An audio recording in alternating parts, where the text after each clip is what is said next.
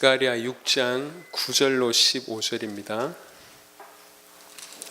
스가랴 말씀 6장 9절로 15절입니다. 여호와의 말씀이 내게 임하여 이르시되 사로잡힌 자 가운데 바벨론에서부터 돌아온 헬데와 도비야와 여다야가 스바냐의 아들 요시야의 집에 들어갔나니 너는 이날에 그 집에 들어가서 그들에게서 받되 은과 금을 받아 멸류관을 만들어 여호사닥의 아들 대제사장 여호수아의 머리에 씌우고 말하여 이르기를 만군의 여호와께서 이같이 말씀하시되 보라 싹이라 이름하는 사람이 자기 곳에서 돋아나서 여호와의 전을 건축하리라. 그가 여호와의 전을 건축하고 영광도 얻고 그 자리에 앉아서 다스릴 것이요 또 제사장이 자기 자리에 있으리니 이 둘 사이에 평화의 의논이 있으리라 하셨다 하고 그 멸류관의 헬렘과 도비야와 여다야와 스바냐의 아들 헨을 기념하기 위하여 여호와의 전 안에 두라 하시니라. 먼데 사람들이 와서 여호와의 전을 건축하리니 만군의 여호와께서 나를 너희에게 보내신 줄을 너희가 알리라. 너희가 만일 너희의 하나님 여호와의 말씀을 들을진대 이같이 되리라. 아멘.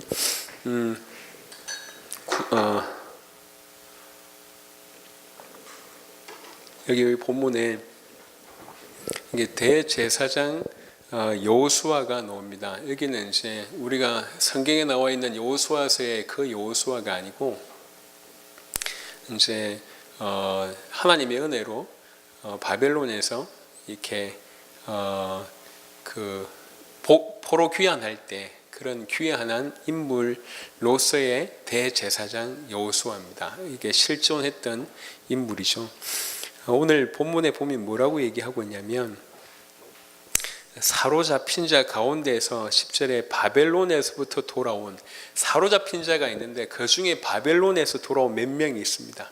그들에게서 뭔가를 받아요. 뭘 받냐면 은과 금을 받으라고 얘기합니다. 11절 그들에게서 은과 금을 받아서 멸류관을 만들으라고 합니다. 그리고 그 멸류관을 만들어 여호사닥의 아들 대제사장 여호수아의 머리에 씌우라고 얘기합니다.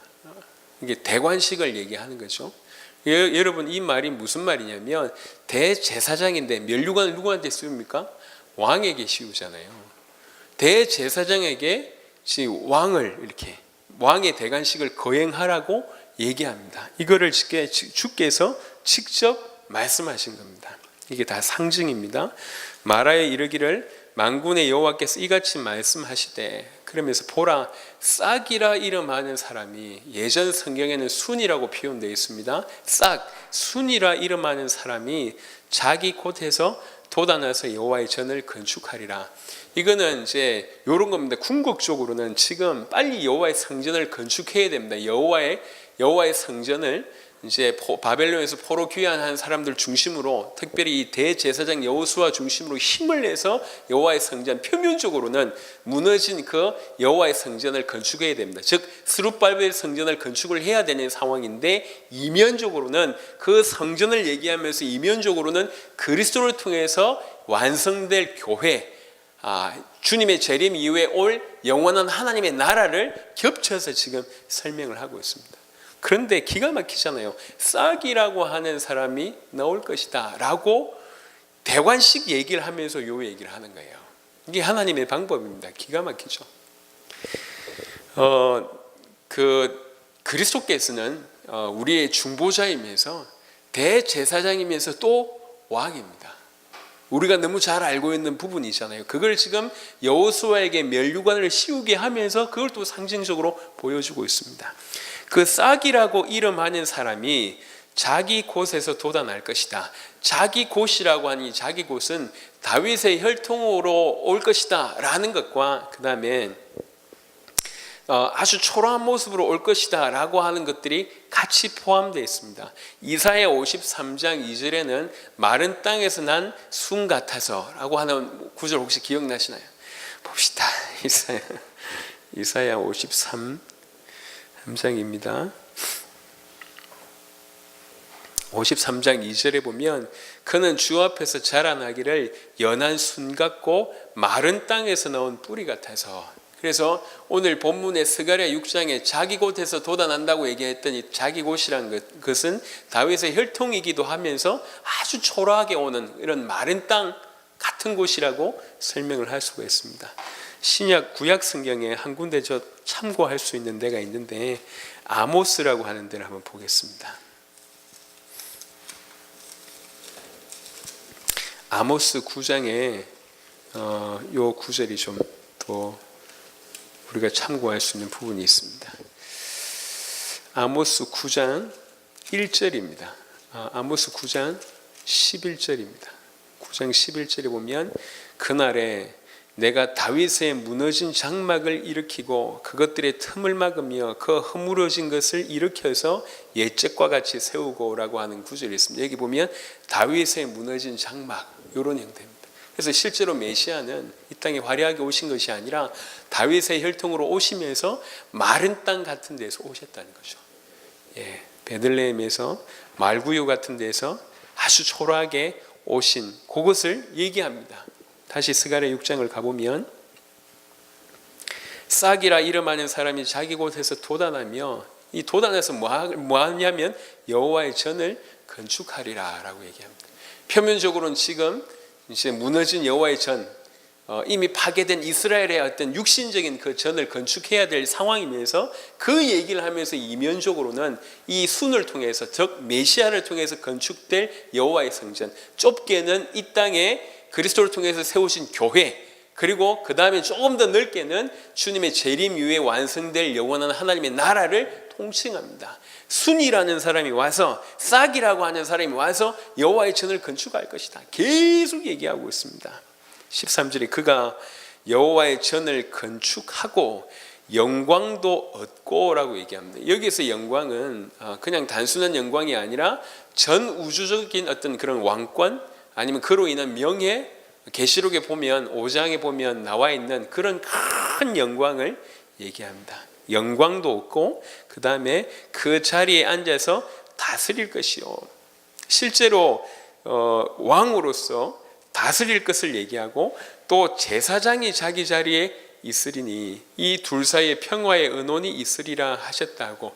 무슨 말입니까? 이게 제사장이 또 다른 제사장이 있다는 얘기입니까? 아닙니다. 그 얘기가 아니고 여기 다른 번역은 뭐라고 표현되어 있냐면 조금 더 유사한 번역인데요, 또 제사장이 자기 위에 있으리니 이것보다 또한 그가 자기 보좌에서 제사장이 되리니 라고 하는 번역이 맞습니다. 근데 이 번역 저 번역 상관없이 그 둘 사이에 평화의 언원이 있다는 얘기는 두 사람이 평화롭게 언원한다는 얘기가 아니고 그 두 직분을 감당한다는 얘기입니다. 메시아가 왕권으로 다스리면서 동시에 제사장 역할을 하는 메시아가 그런 역할이잖아요. 그 얘기를 지금 아주 심도 있게 이렇게 다루고 있습니다.